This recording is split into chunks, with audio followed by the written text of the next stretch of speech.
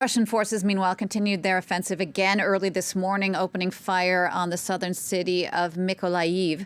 Rescuers there said they were putting out fires in residential areas caused by rocket attacks. Well, that comes at the same time that Russia had said it was opening humanitarian corridors that would let citizens escape from key cities like Mariupol and Kyiv.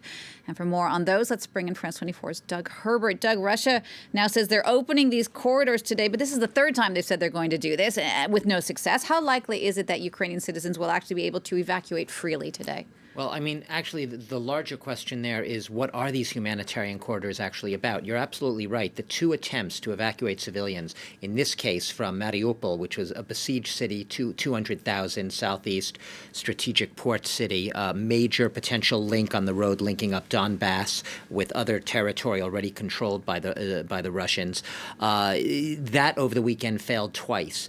The humanitarian corridors, the terminology being used by the Russian authorities, the Russian Defense Ministry, are meant to be safe roads, literally that, right, along which civilians in these besieged cities can safely get out without fearing for their lives, being, that the fire will be held by the Russian forces while they're going down those roads. Look, in reality, what are they? They're announced, first of all, Moscow has agreed to open up these humanitarian corridors. So they are part of a psychological pressure, ratcheting up of the pressure, really on a civilian population to remind them that their cities are besieged. It's really an ultimatum.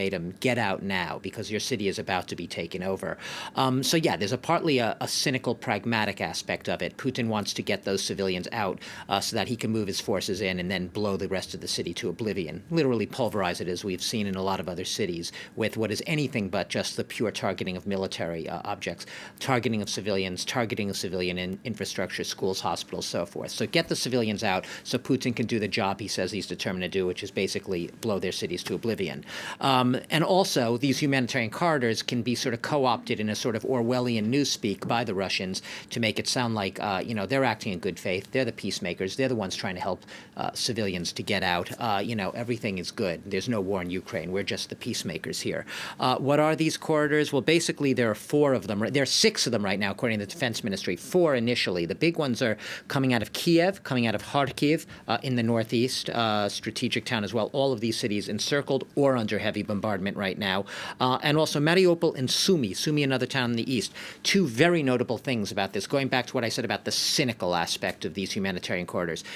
Where are these roads leading? Where are the civilians being escorted to? Well, in the case of Kyiv, the road leads to Belarus. Oh, isn't that convenient? Let's evacuate Ukrainian civilians along a safe corridor right into the country that is collaborating with the country invading them, sent as a staging platform for that invasion, and also sending troops in, presumably.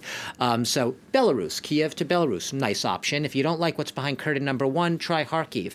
Kharkiv, where does the road there lead to? Russia. That's even better. You're evacuating Ukrainian civilians from a country that is being invaded, a war from Russia, towards their invader.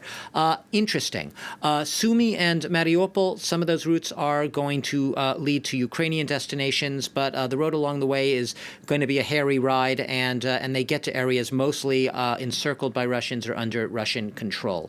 So you have to take humanitarian corridor with a grain of salt, and you have to look at the details of what this operation involves. I'll show you just one photo, if we can, for our viewers. The RIA Novosti is a state-controlled news outlet. Everything just about right now is state-controlled in Russia when it comes to media these days.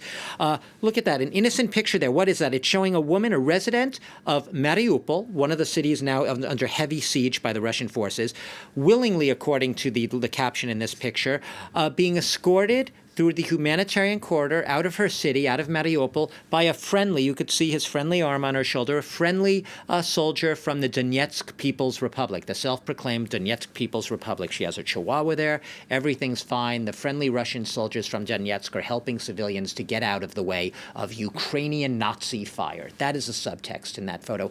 That's the type of photo that Russia is seeing. They're not seeing the photos of the 1.5 million Ukrainians fleeing. They're not seeing the devastating bombardment of Kharkiv and Kyiv and Kherson and other towns in Mariupol. They're seeing that right now.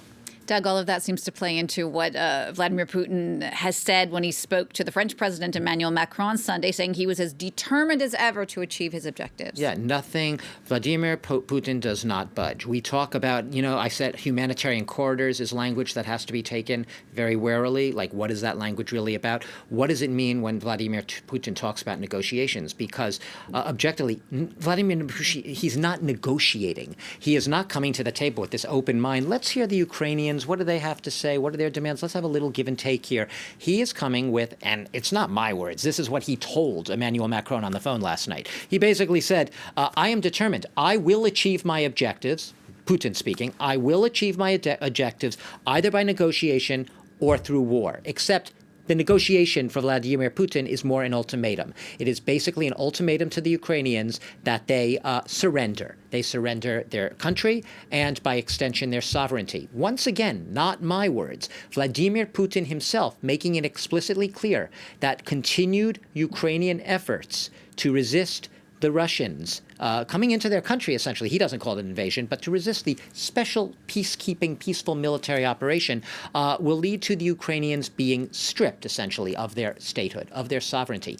Putin is all but saying, without saying it that explicitly, that his intention is to install a puppet regime in Kyiv, which will be friendly to his government. He wants to take all of Ukraine, not just a chunk of it, not just the east, all of it. He wants to have control of the country.